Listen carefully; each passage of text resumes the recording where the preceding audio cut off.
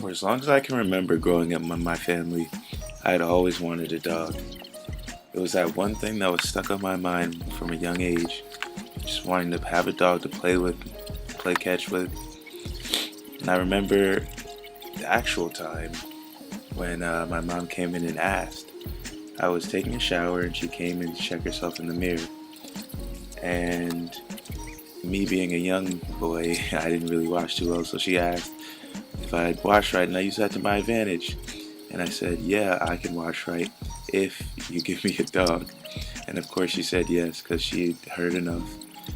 And of course it was with attitude like any mom. So the next day my dad looks in the newspaper and finds an article for a litter of chocolate labs in the town over for sale. As soon as we got there, I saw a whole bunch of dogs, and I knew exactly which one I wanted. The one boy dog in the litter. He had to be mine. But, of course, parents being parents, they said no to it on that day, and we came back the next one. And when we got back, there was only one dog left. The one girl dog. At first, I was so devastated. I wanted the boy dog. I couldn't believe it. But after looking in those huge, cute puppy dog eyes, I couldn't say no. And we took her home that day.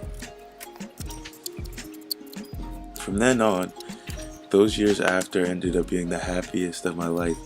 Little did I know that the same thing that brought so much joy could create so much pain. Nala was always very playful and was one of the dogs that loved to play fetch, of course. But when she stopped chasing the ball so often, we could tell something was up, and we took her to the doctor. Over the summer of my senior year, going into college, my family was devastated to learn that Nala, the dog who would always be an example of health and life, was diagnosed with cancer.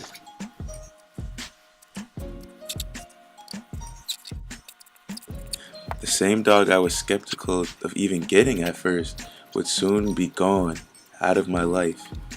By then she was 10 years old, which is old for dogs. Her presence was still as there for as long as I can remember. And the thought of her not being there never even crossed my mind prior.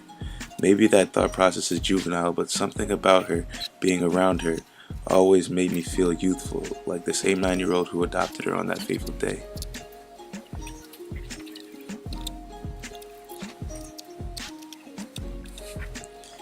In her life, she was more to me than an animal. She was a someone, a being I could look to for comfort when the world was against me. Growing up, I was teased because of my weight and was never really one to have many friends. Nala was more than a friend. She would be there to listen and never talk back or tease me. She knew more secrets about myself than I can remember to this day. And of course, she taught me the basics of any animal, of any pet. She taught me things like how to feed a dog, how to clean a dog, walk a dog, the basic things for a pet. And she taught me things that any pet would be a teacher of: responsibility, affection, hard work, stuff like that.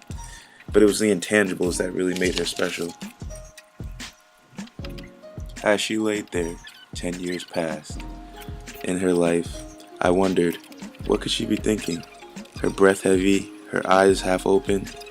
I knew this was the decision would finally put her at peace. August 5th, 2013, Nala was put to sleep due to the growing cancer in her chest, making it the best decision for our family and by the doctor's input. I remember laying next to her at the vet for what seemed an eternity, crying and crying. The once full of wondrous life corpse in front of me was now gone. I simply didn't want to leave. I couldn't. I wanted to be by her side for as long as possible. The tears just kept raining out. Monday, Friday, and eternity. I can even remember to this day my tears being endless. More and more and more and more. It seemed like a pool of tears just clouded underneath me right at that moment. 3 weeks pass, and my dad walks in with a box he just got from the vet, with a golden plaque on the front and the words, "In loving memory of Nala Haley" engraved. To this day, that box rests in my room and is a constant reminder of the glorious creature spirit it represents. Nala was a teacher to me as much as I was to her. Her life really brought the new meaning to "a dog is a man's best friend." And I never really understood it till I actually had a dog of my own. I know heaven has a place for a spunky one like her up there, and I'm sure I'll see her again. Nala, I love you. I hope to see you.